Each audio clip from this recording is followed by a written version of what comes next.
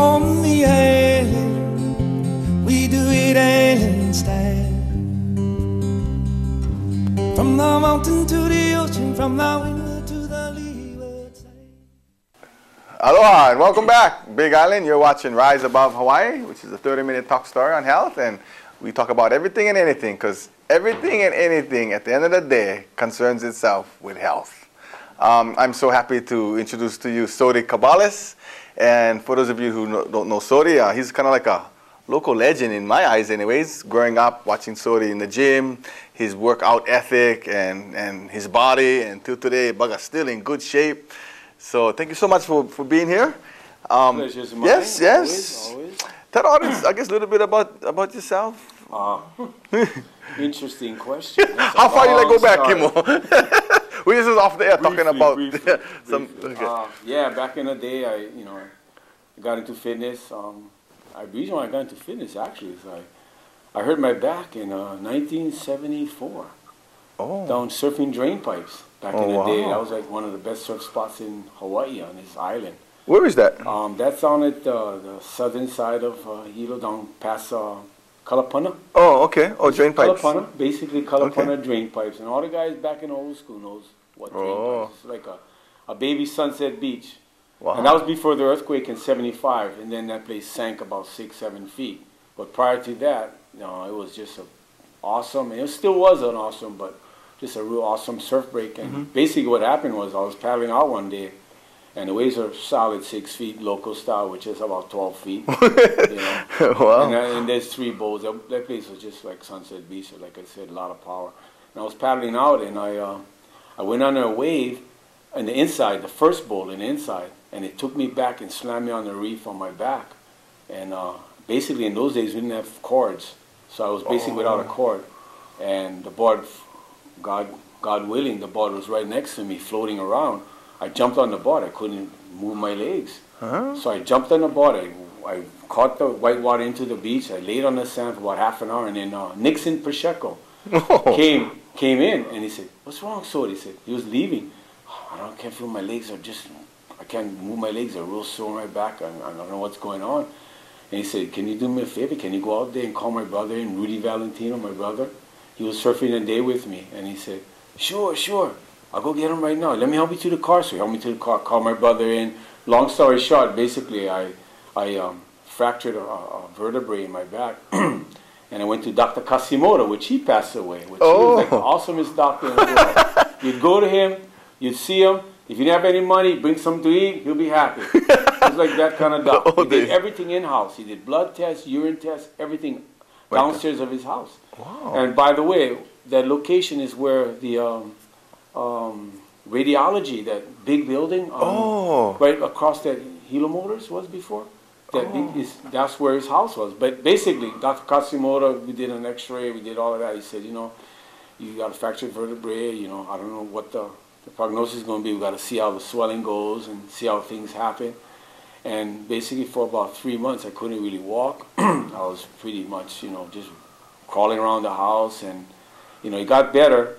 And then the doc said, well, you're going to have problems for the rest of your life with your back.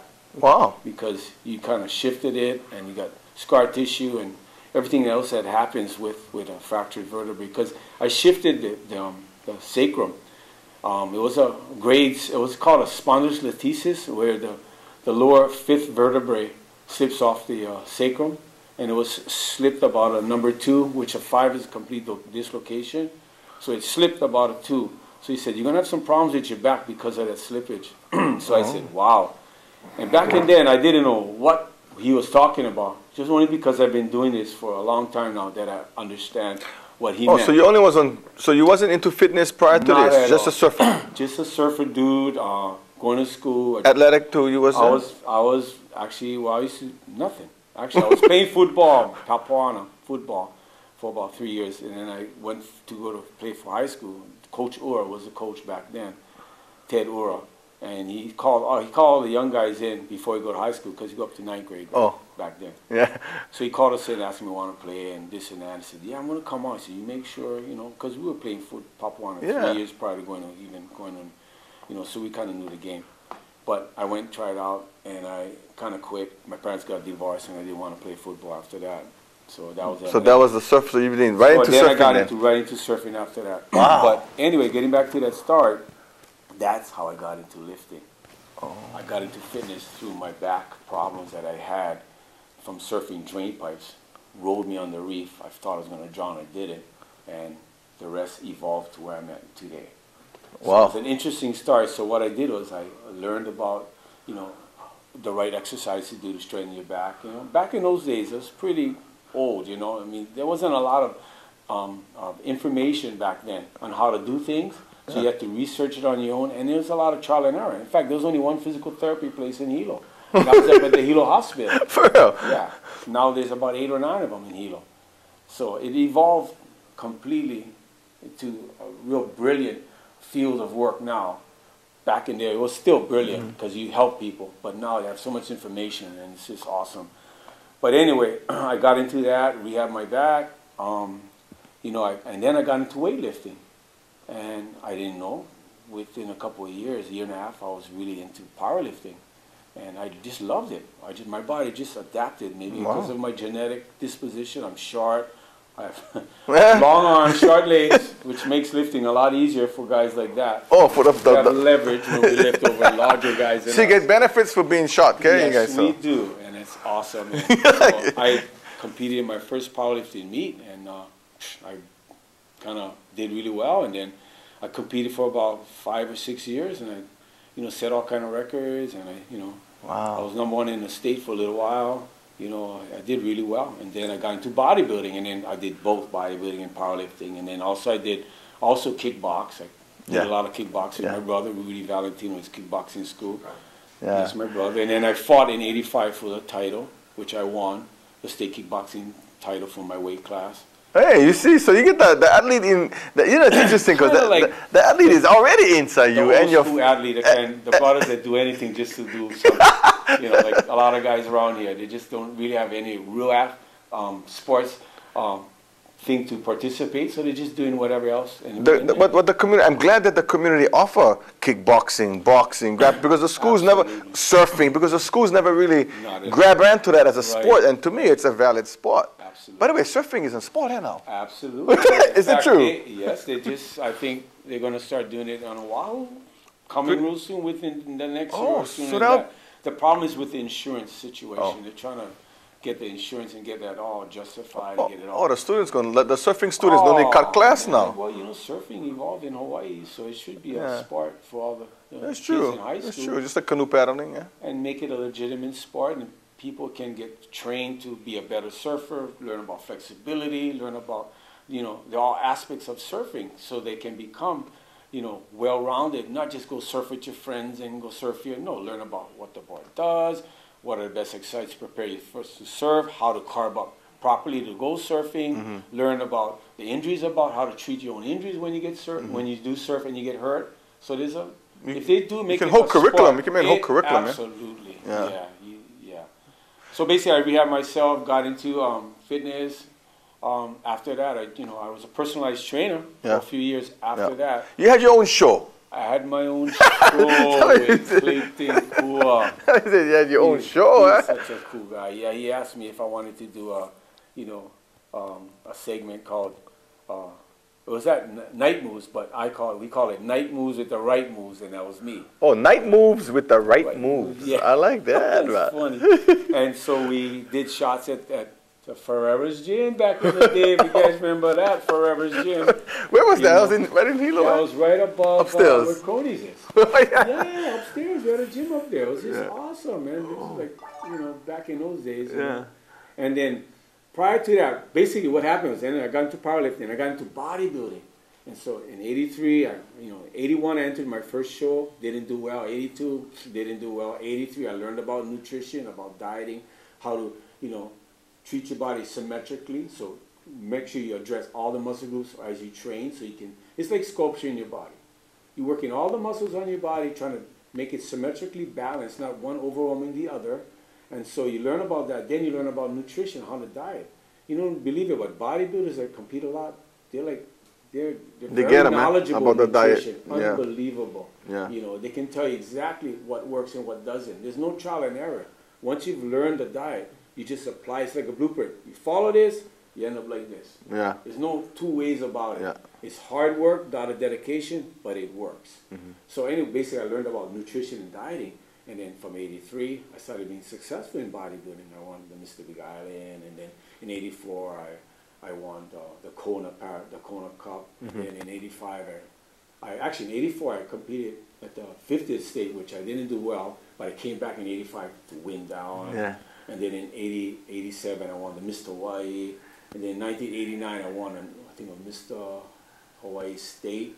And then in 1994, I did a whole bunch of shows. I can't even remember how many shows. I used to do them just to learn about how to diet and discipline myself, because dieting and training is a 24/7 thing. It's like one of the hardest sports because it's just you by yourself. You only got yourself to blame, nobody else. You can't blame your wife, you can't blame your friend. It's all about your teammate. What you do for yourself or your teammate. You never pass me the ball. Never pass me the ball. No, Ken, it's all you. No, all you. You know, and that's the main. Absolutely. You know, when I was working out at Physiques, before I had Ferreras, had Physiques, you know, right across of Army.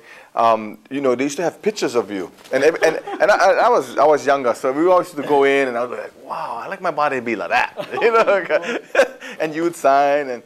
So, but we always admired you as a health person. Ishibashi, you know, back when Ferreras closed down, and Herb, he let me, and the senior and junior, they took good care of me. They were just wonderful people. They let me train for free. I told them anything I can do to help you guys, help the staff there, or help the members. You know, it was like a big family. It was like one of the best gyms in Europe. Yeah, we had good fun. Oh, it was awesome. It was awesome. So, memories. So my daughter is fortunate enough to learn from Sodi, and she come home and she go, oh, Dad, man, he run uphill, he run downhill, and she shared with me something. I wanted to check if it's true. She said you get up kind of early. Your day start kind of early. Is that true? Yes, it does. I start at 2:30 every morning. I get up 2:30 p.m. I'm out of the house. Wow. I have like a side business, and I do like general maintenance, and also in charge of buildings and stuff, which is my side job. So I got to go and check the building, make sure everything's good, get the building ready for the operation for the next day. Mm-hmm. So I get up 2:30 in the morning, basically work for about an hour and a half, go to my gym, my facility where I work, and then I work out to about 6 or so, from about 4:30, 5 to about 6:30. Then open up the facility, then I work, and then on my lunch break I go run 5 to 7 miles. Then I come back after that, and then I work, and then I meet the girls Monday, Wednesday, Friday, and I take them running. We do basically sports-specific training for volleyball, so we do a lot of anaerobic training in conjunction with aerobic training, and we can talk about that later. Yeah. But the correlation is very tight. You got to do both in order to be successful in both. In one, anaerobic. To be anaerobically efficient, you have to be aerobically conditioned. So we can talk about that later. Yeah. But anyway, I work with the girls, the volleyball girls, and I've worked with the Vulcans. You know, when my wife was playing, I was doing their strength training. She's married to Carla Carpenter Kabalis, famous Carla, who was a great volleyball player, All-American even. I mean, during her time, they had an amazing team, awesome. I told her if she was a bodybuilder, she'd probably kick my butt. And a powerlifter, she'd kick my butt. So she was like unbelievable. Yeah, she got mean work ethic too, yeah? God. Yeah. You know, I was just humbled when I met my wife. I just love her to death. In fact, real quick, small story. Yeah. When I went out with her, first date, we went out to eat at a restaurant, and we were eating, talking, and I was just mesmerized by her beautiful eyes, and she was gorgeous. So I was looking at her and just watching. And of course, when you eat, you don't eat all your food, right? You leave some. There's proper manners. Is you don't lick the plate when you finish. That's someone you're trying to impress. So left some food on the plate. So I was talking to her, and she looks at my food. She said, "Are you finished eating?" I said, "Yeah. Can I have the rest of that food?" And I fell in love after that. That was a woman. Hey, that's perfect. Yeah, I love that. Okay, honey, you can have that. Yeah, enjoy. Yeah, you guys are awesome. Long story short, that's what happened. The first date. First date. Never forgot that. Fantastic, though. I mean, man, your schedule is unbelievable. You know, that would. I mean, you get up early, you work out, and then you work at a place where you're giving rehab. So it's kind of like you're working out again a little bit, and then you work with the girls. And then I work at night again. So after I finish working with the girls, I work for another 3 hours at night. I go to sleep about 9:30 or so, and I repeat the cycle every day. We make time for surf. We I enjoy. surf on the weekends, and if the surf's really, really good, then I find half an hour, 45 minutes somewhere in the day to get out there and get some activity. But on the weekends, if it's happening, I'm gonna get a few hours in there for sure. What is your relaxation? Is it? Would I say? Can I say surfing? Is that safe? Surfing is my relaxation. Yes, I love it. Okay. I enjoy it. It's harmony with the water. The water is very therapeutic. I mean, it's something about the water just heals your soul. You get out of the water, you're having a bad day, even if you're just swimming, you get out of the water, it's like everything lifted from your shoulders for a little while, and you feel really good and calm, and you know, it's just wonderful. Yeah. We live on an island, so we're surrounded by water, so we should take advantage of that. Yeah. Tell us about you know, right now I get some theories on. In fact, I was doing track with some kids, and me and my assistant coach had some discussion on, because about 3 years ago I would say, okay, but line up, and we'd sit on the ground and we would do stretches. And he said, hey, you know, what about like stretch and walk and stretch? Okay. Like what they call that? That's called dynamic stretching. Oh, dynamic. Stretching. That's like a new thing. I mean, I don't know. I never did that before. Now see the whole exercise and stretching and philosophy of training is starting to change. They're doing more research, they're finding different things, and it's all evolving into more complicated, but... So you believe in dynamic, because I like both. They don't really sit down, like my kids, I told them, I always joke with them, I said, you guys cannot do the splits, I can do the splits. I said, you guys cannot do the splits because you guys only walking and stretching. They walk. How about sit down and stretch, like yoga? Like yoga. Like that. Yeah, that's called static stretching. Oh, that's static stretching. That's called static stretching. That's when the muscles, they elongate in a very slow, comfortable, and static. So you need both. Situation. I tell you what, they're all good. They're all good. Okay. Every single one. There's static stretching. Okay. There's a dynamic or active stretching, and then there's assisted stretching, where a therapist or a trainer will assist you in your stretch. All those three stretches have their place in athletics and everyday activities. You know. So static stretching. I like static stretching. That's when you sit down and it's a very comfortable stretch. It's something you can do in front of your TV. Yeah. And you need to do both. Okay. Because dynamic is actually stretching and moving, so the muscles are very functional, and they're stretching, and they're getting good vascular circulation. By the way, good circulation of blood gives good elasticity to the muscle tissue, give good elongation to the muscles. So dynamic and blood circulation helps that muscle wake up. You know how it is when you warmed up and you feel good, and then when you're cold, it's stiff? Well, the blood circulation allows that muscle to have better elasticity. That's dynamic stretching. And the old theory, not theory, but the old saying is motion is lotion. So that goes hand in hand with dynamic stretching. Okay. Motion, moving, stretching, being very functional. Okay, so static stretching is, you know, that's good too, like the yoga kind. Which is good. I like static because it allows you to actually get a deeper stretch. You can focus on that muscle, really getting deep into that stretch. And then movement. And that's why you can do the split. Yeah, he probably does a lot of the static stretching. Yeah, but I should do the other ones too, though, the dynamic too. Just before engaging in activity, you should do dynamic. And how about the assisted stretching? Assisted stretch is the best. It's like after a hard game, and you're still sore, the muscles are still sore, you can't really get a good stretch because they've been broken down. The assisted stretch will allow you to relax, and the therapist or the trainer or your partner can get a deeper stretch. And you can actually, to me, if you're looking for range of motion, that's the ultimate. Okay. You cannot stretch yourself as hard as somebody else stretching you. I love that. Now, let's go back to the thing, anaerobic versus aerobic, real quick for the audience. Okay. What is that difference? Anaerobic versus aerobic. Why you need both? Anaerobic is, for, say you're in a sport like basketball, volleyball, everything that is short bursts of energy. Yeah, bam. Anaerobic is short bursts of energy. Okay. Dynamic. Move quick. Jump. Hit. Whatever. Yeah. Okay. What that does is it teaches your muscles how to be explosive. Okay. To be anaerobically efficient, you have to be aerobically conditioned. Aerobically conditioned allows your body to have good circulation. Anaerobic is basically pumping a whole bunch of blood into the muscle. Lactic acid builds up. It goes to a certain tolerance level, and then it starts to shut down, and you no longer can proceed because your muscles are getting full of blood. Lactic acid starts to contract. Yeah. Well, if you're anaerobically conditioned, while you're resting to recover, aerobically conditioned, and you're resting to recover anaerobically, your body can recover quicker because your heart rate goes on quicker.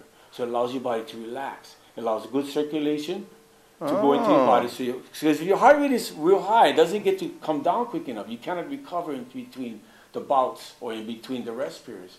So aerobic is a slow fat burning. It works your heart, your arteries in your heart. It strengthens the arteries in the heart, makes it bigger, so it pumps more blood flow to the left ventricle So you where need the blood that. comes in. Yeah. And anaerobic, it basically hypertrophy. It enlarges the heart because a lot of blood pressure, a lot of blood goes into it, but it is able to strengthen the arteries in the heart because there's a lot of blood pressure, but it doesn't open the valve. Opening the valve comes from aerobic training. Nice, easy heart rate training. So how you incorporate both then in one training series? If you are, say for the MMA fighters, I train a lot of MMA fighters. Okay, they are anaerobic. Their problem is they can't recover in between bouts. Every time they go 5 minutes in, their heart rate is 170.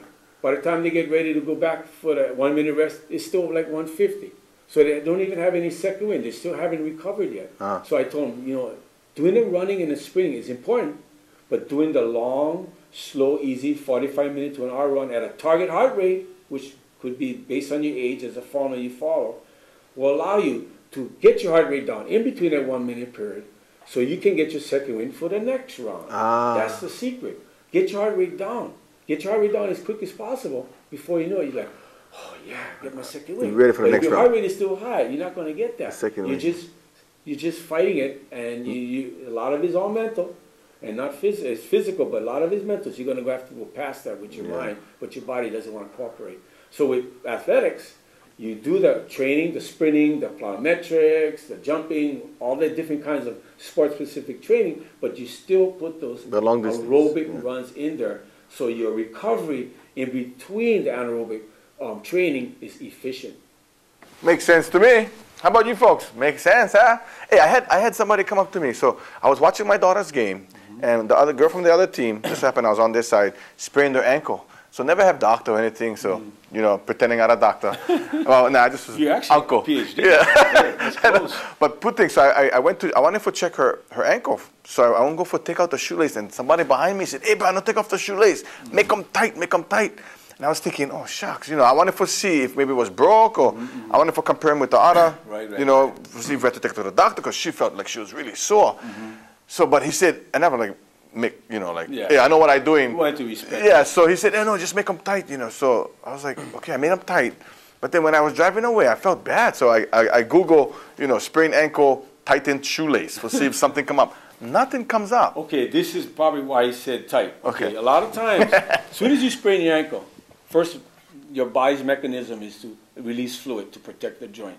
So it swells up. Okay? Now, if you're running and you twist your ankle and you have nobody to rescue, you better leave that shoe on because that thing going to get real swollen. Now, his concern is about swelling. Now, if she's finished playing and she's done for the day, remove the shoe, get some ice on it, wrap it as tight as possible. Of course, evaluate it. But if you don't really know, just kind of take off the shoe quick, wrap ice, put an ace band and make it really high, and then elevate it. The ice routine, ICE.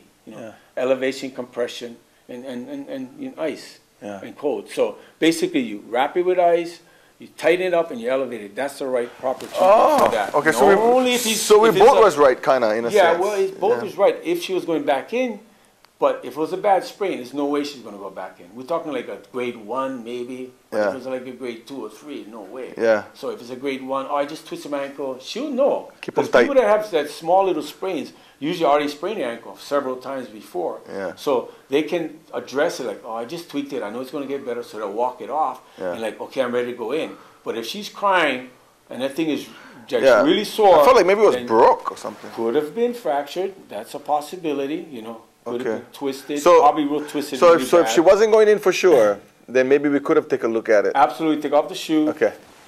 Wrap some ice with an ace bandage, elevate it, and then just treat the swelling, and then go find somebody who can evaluate. Or basically, you take them to the emergency or urgent care or somewhere to get it evaluated. But basically, what's happening? They're not going to do anything until you get the swelling down anyway. So unless it's a real bad fracture and they got to replace it, then they'll address it. But usually that is a ligament type of injury. Okay. Or tendon or ligament. Now some people, I had an ACL tear, and Sodi was my physical therapist, so I can attest to his competence. I know people who had actually knee replacements. You know, and some people will say, you know, no more chance once you get on knee replacement. Or, oh, you had your ACL, you're done. Oh, your back sore, no more. I mean, what's, I mean, with the ACL, people come back from ACL all the time. And what, knee replacement, kind of hard. They don't recommend you get back into a real high level of athletics. Maybe you can go play golf. They don't recommend you do any open chain activities, which is bouncing and hitting you, because it's a complete replaced joint. Oh. You know, there's a certain life on that joint. You don't want to abuse it. You want to maximize the life on that replacement. With an ACL, that's different. Okay. People come back from that so people all get the chance. time. People get chance. Of course, they have to. There's a parameters that you have to follow. Okay. You know, right after the surgery, you have to reach certain goals of range of motion. You know, if you reach all those goals and you strengthen and your age, you're young enough, of course you can come back to athletics. Okay. Absolutely. How important is, as we start to wind down here, you know, lifting weights for older adults, you know, past 60, 50, like that? Is it good? What is your recommendation? Absolutely. And why? Why is it good? Weight resistance training is excellent for bone density. You know, Okay. like the doctors say, you need to walk, you need to get weight-bearing activities. Now, when you're talking about weight training, we're not talking about powerlifting, bodybuilding, we're not talking about building muscle, we're talking about general movement with resistance. Okay. And what you do is you figure out what movements are important to your daily activities and flexibility, you know, and you incorporate all those, and then those are excellent things that you need to do as you get older. Wow. And then you adjust as you get older, you back off and you do more things that are more, you know, more suited for your age. Wow. But it's very important to take care of yourself. Yeah. Yes. And you must eat good too, eh? Eating, okay, there's probably three things I really like to talk about. One is nutrition, about eating healthy. To me, that's the number one thing as you get older. Okay. Clean up your diet. Your body relies on good nutrition. Your hormone levels are down. Everything is down. What you put in your body is how your body reacts as far as health. You used to have one saying on your show, eh? Yeah. You are what you eat, and your body bots don't come cheap, so you only go around once in life, so you better take care of yourself. That's what I used to say. But basically, nutrition, flexibility, and weight-bearing activities. Okay. That's the two things. Because weight-bearing and flexibility is all part of just being healthy. And, of course, cardiovascular goes with weight-bearing activities as well. And let me add this before we close. And also, I don't know anybody else who's as positive as Sodi Kabalis. Very positive outlook on life. No such thing, no can. And I think with that kind of attitude, plus those things you shared today, that's a winning combination. Well, thank you very much. I thank you for being on this show. My pleasure. Man, you get so much knowledge. I remember him when he was in high school playing basketball at St. Joseph. Man. Good athlete this guy was. Thank you so much. Pleasure. And thank you, Big Island, for watching. Until next week, ahoy ho! On the island, we do it island style. From the mountain to the ocean, from the windward to the leeward side.